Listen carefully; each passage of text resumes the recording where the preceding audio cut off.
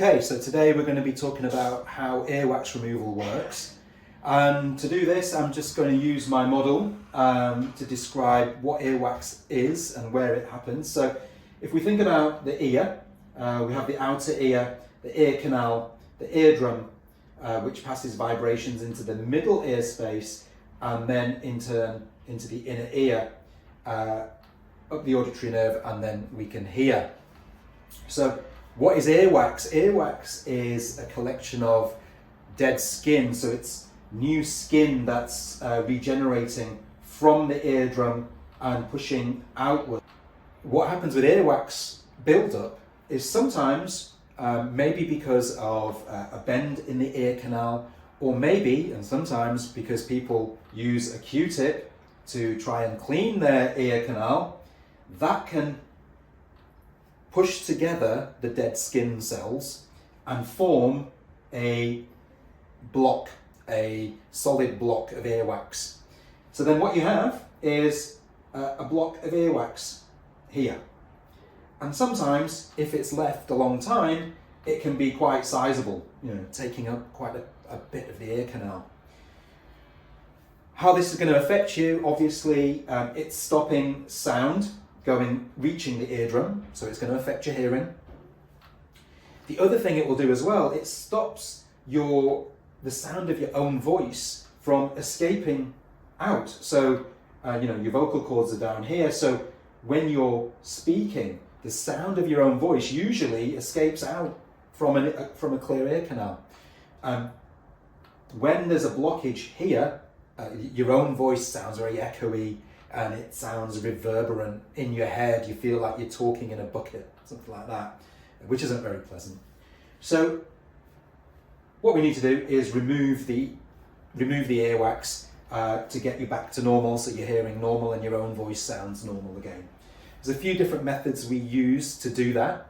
Our preferred method is using microsuction, where we put a little probe, a little tube, into the ear canal, and that probe is attached to a suction pump, a machine which generates a suction, a negative pressure.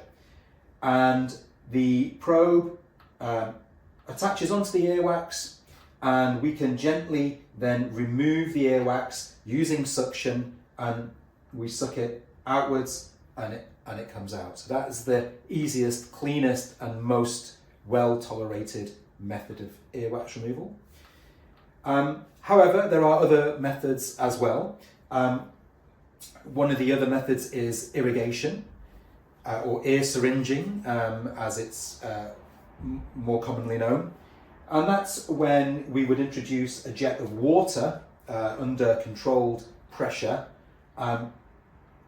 into the ear, which basically washes out the wax. Now, it's very important to do that with the right amount of pressure, with the right consistency of wax, because the danger is if it's not done properly, there's a risk of damage to the eardrum because the water can go and hit the eardrum. So always, obviously get this done by a professional earwax removal specialist, somebody who's been trained to perform that procedure.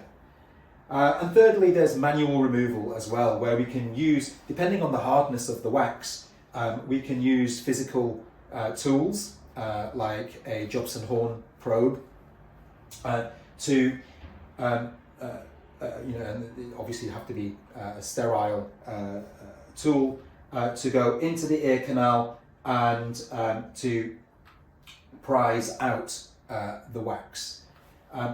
All of these procedures, it's very important that it's done by a trained clinician who is looking down the ear canal using a microscope to give the right amount of magnification so that they can see what they're doing, and then the procedure is safe at all times. They know exactly how far they are from the eardrum. You don't want to be working too close to the eardrum, so the clinician needs a clear visual of the ear canal and the earwax.